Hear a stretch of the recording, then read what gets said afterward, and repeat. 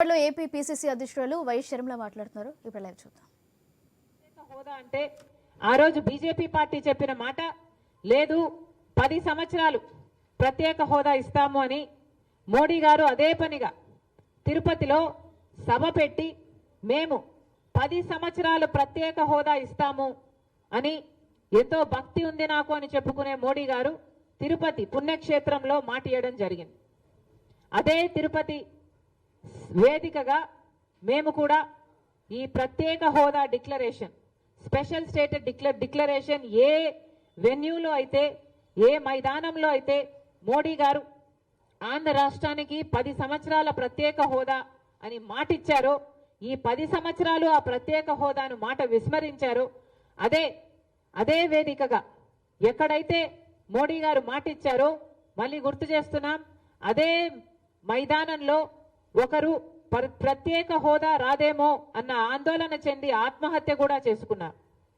కనుక అదే మైదానంలో కాంగ్రెస్ పార్టీ, అదే తిరుపతి మైదానంలోనే Congress party special status declaration 1వ తేదీ సాయంత్రంన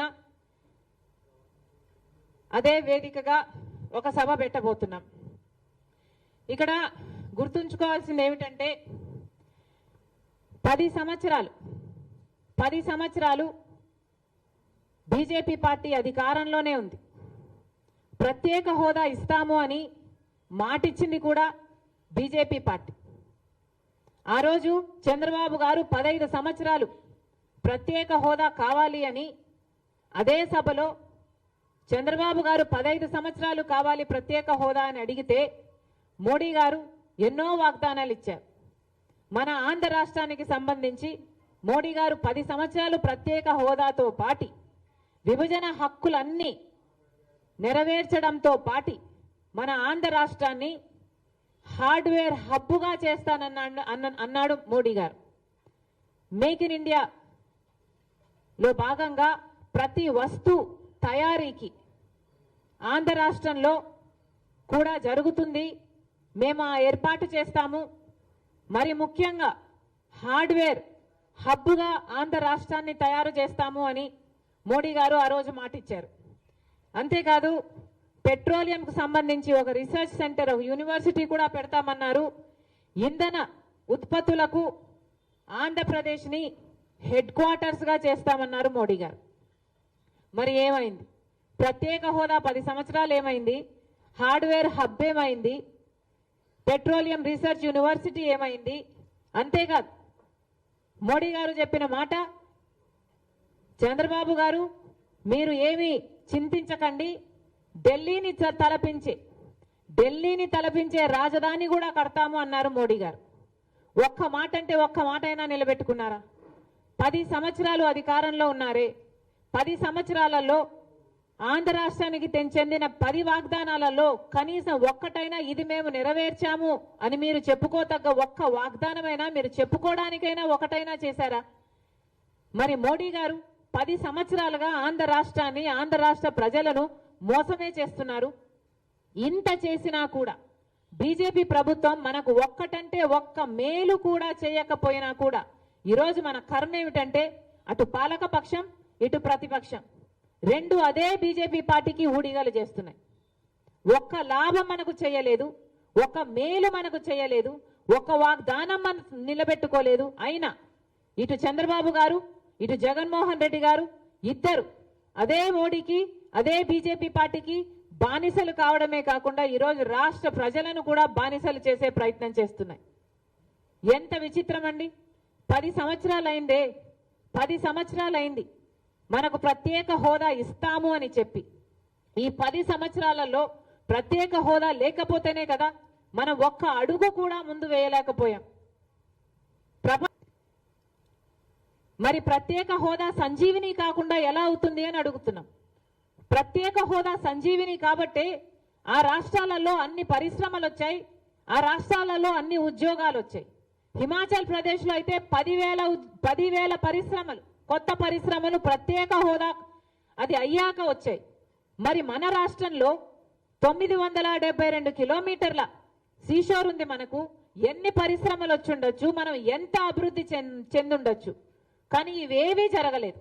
కనీసం రాష్ట్రంలో పట్టుమని 10 కొత్త పరిశ్రమలు కూడా రాలేదు కాబట్టి మనం ఎక్కడా అభివృద్ధి చెందలేదు. మన పరిశ్రమలు రాలేదు కాబట్టి మన బిడ్డలకు ఉద్యోగాలు కూడా ఈరోజు లేవు. ఈరోజు ఉద్యోగాల గురించి మాట్లాడితే అసలు ఉద్యోగం గురించి ఎంత వాళ్ళకు టైట్ గా ఉందంటే, ఉద్యోగాలు దొరక్క బిడ్డల జీవితాలు ఎంత నలిగిపోతున్నాయి అంటే, పక్క రాష్ట్రాలకైతేనేమి లేకపోతే వలసలు పోవడం అయితేనేమి ఇవాళ మన రాష్ట్రంలో ఇంత ఎక్కువ అయ్యాయి అంటే, ఒకరోజు ఇలాగే పరిస్థితి కొనసాగితే అసలు యువతే లేని రాష్ట్రంగా మన రాష్ట్రం తయారవుతుంది. ఇదేనా కావాల్సింది?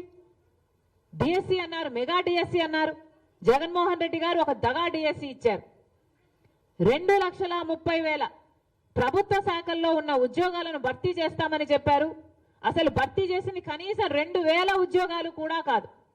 ఏపీపీఎస్సీ ద్వారా ప్రభుత్వ శాఖల్లో భర్తీ చేసిన ఉద్యోగాలు కనీసం ఈ 5 సంవత్సరాలలో కనీసం 2-3 వేల ఉద్యోగాలు కూడా కాదు. ప్రతి సంవత్సరం జాబ్ క్యాలెండర్ ఇస్తామన్నారు.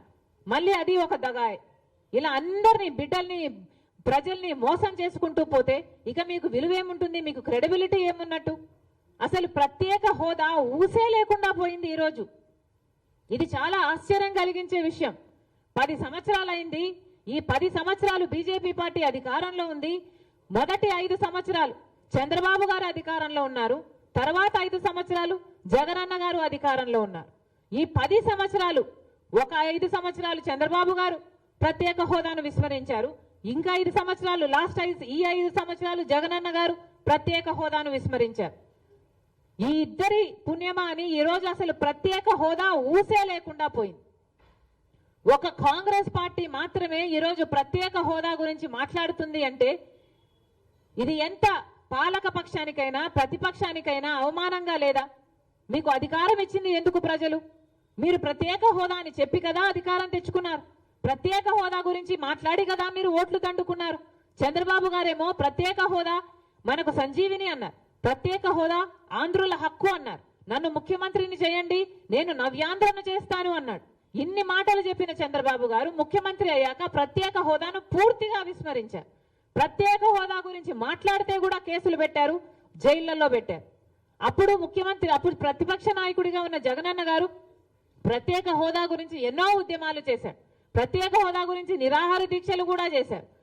అప్పుడు జగనన్న గారు అన్న మాట, ప్రత్యేక హోదా కోసం మూకుమ్మడి రాజీనామాలు చేద్దాము అన్నారు. అప్పుడు కేంద్రం ఎందుకు దిగిరాదో చూద్దాము అన్నారు. ప్రత్యేక హోదా మనకు ఎంత అవసరమో మీకు తెలియదా? మూకుమ్మడి రాజీనామాలు చేద్దాము, మనం ప్రత్యేక హోదా సాధిద్దాము అని ప్రతిపక్షంలో మాట్లాడిన జగనన్న గారు ముఖ్యమంత్రి అయిన తర్వాత ఎంతమంది రాజీనామాలు చేశారు? ఎంతమంది పోరాడారు? కనీసం మూకుమ్మడి రాజీనామాలు కాదు కదా, ఒకరో ఇద్దరో ఎంపీలైనా మీరు రాజీనామా చేయగలిగారా? మీ పదవులు మాత్రం మీరు అట్టి పెట్టుకున్నారు. బీజేపీతో మీ దోస్తీ కోసం ఆఖరికి ప్రత్యేక హోదాను కూడా తాకట్టు పెట్టారు అంటే ఇక మీరు ఏమి నాయకులు? ప్రత్యేక హోదా మాట చెప్పి ఆ అంశాన్ని లేవనెత్తి కదా మీరు ఓట్లు దండుకున్నారు. మరి మీకు ప్రజలకు మాటిచ్చి కూడా ప్రత్యేక హోదా కోసం మొదటి 5 సంవత్సరాలు చంద్రబాబు అయినా తర్వాత 5 సంవత్సరాలు జగనన్న గారైనా ఒక్కరు కూడా ఒక్క నిజమైన ఉద్యమం కూడా చేసింది లేదు.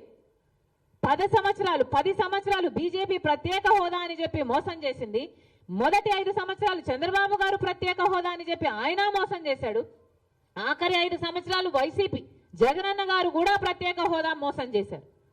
మరి వీళ్ళందరినీ ఎందుకు నమ్మాలి? ఆలోచన చేయండి. ఈరోజు మనకు ప్రత్యేక హోదాయే ఉండుంటే ఎన్ని రకాలుగా మనం లబ్ధి చెందుండే వాళ్ళమో ఒక్కసారి మీకు వివరిస్తా. ప్రత్యేక హోదా ఉన్న రాష్ట్రాలకు ఉండే లాభాలు: 1, కేంద్రం రాష్ట్రాలకు ఇచ్చే నిధుల్లో 30% హోదా కలిగిన రాష్ట్రాలకే కేటాయిస్తుంది. కేంద్రం ఇచ్చే నిధుల్లో 90% గ్రాంట్లు కింద ఇస్తుంది. మిగతా 10% తిరిగి ఇవ్వాల్సి ఉంటుంది. కానీ ఆ 10% కూడా మేము ఇవ్వలేము అంటే ప్రత్యేక హోదా ఉన్న రాష్ట్రాలకు అది మినహాయింపు యూజువలీ చేస్తుంది. మినహాయింపు చేయకపోయినా వడ్డీ లేకుండానే చెల్లించే వెసులుబాటు కూడా కల్పిస్తుంది. పరిశ్రమల స్థాపన భారీగా రాయితీలు ఉంటాయి. 100% ఎక్సైజ్ డ్యూటీ మినహాయింపు ఉంటుంది. ఇన్కమ్ ట్యాక్స్ లో కూడా 100% రాయితీ ఉంటుంది. పన్ను మినహాయింపు ఉంటే పరిశ్రమలు రెక్కలు కట్టుకొని మన రాష్ట్రానికి వచ్చుండేవి. లక్షల సంఖ్యలో ఉద్యోగాలు కలిగి ఉండేవి. 10 ఏళ్ల క్రితమే మనకు వచ్చునుంటే అసలు మన రాష్ట్రము అటు హైదరాబాద్ తెలంగాణ అయితేనేమి ఇటు కర్ణాటక అయితేనేమి ఇవన్నీ దాటుకుంటూ ఎంతో అభివృద్ధి చెందేది. పన్ను రాయితీ ఉండుంటే అన్ని వస్తువులు సగం ధరకే లభించేవి, సగం ధరకే విద్యుత్ పంపిణీ కూడా జరిగేది. ఇవేవి మనం సాధించుకోలేకపోయాం. ఎందుకంటే మనకు ప్రత్యేక హోదా రాలేదు కాబట్టి. ప్రత్యేక హోదా రాలేదు అనడం కంటే కూడా ప్రత్యేక హోదా తెచ్చుకోవడంలో ఇటు జగన్మోహన్ రెడ్డి గారు అటు చంద్రబాబు గారు విఫలమయ్యారనే అనాలి.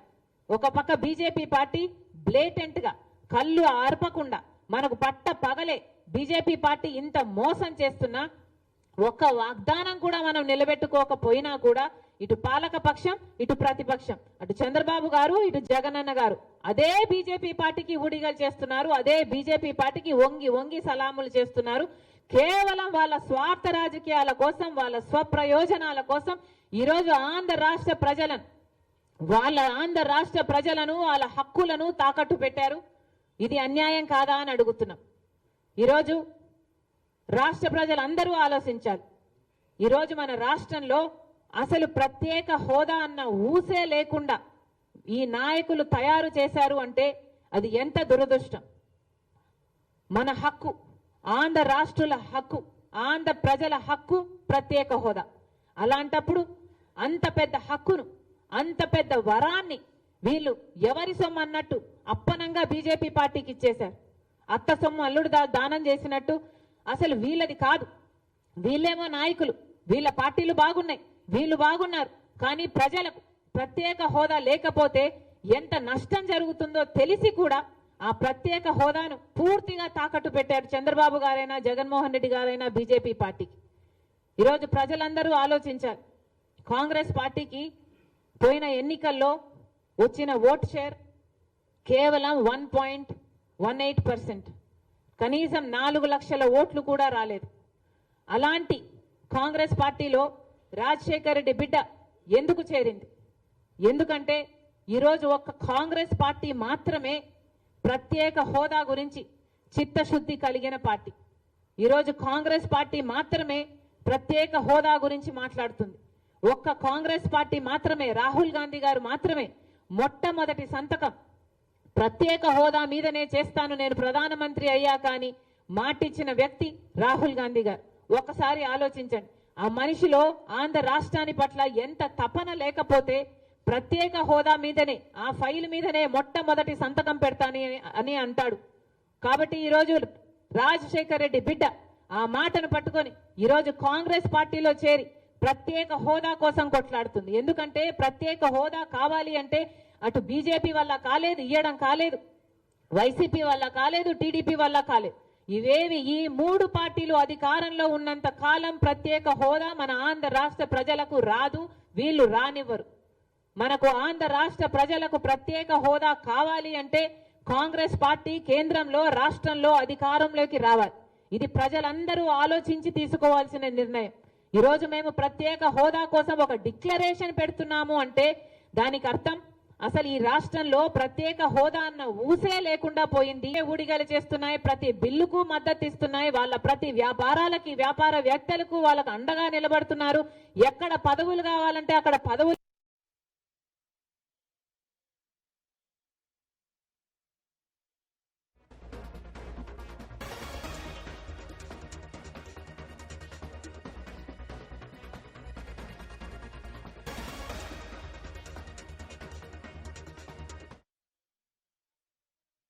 ఆలోచన లేదు. మళ్ళీ చెప్తున్నా, ఒక కాంగ్రెస్ పార్టీ మాత్రమే ప్రత్యేక హోదా తేగలదు. కాబట్టి రాజశేఖర్ రెడ్డి బిడ్డ ధైర్యం చేసి ఈరోజు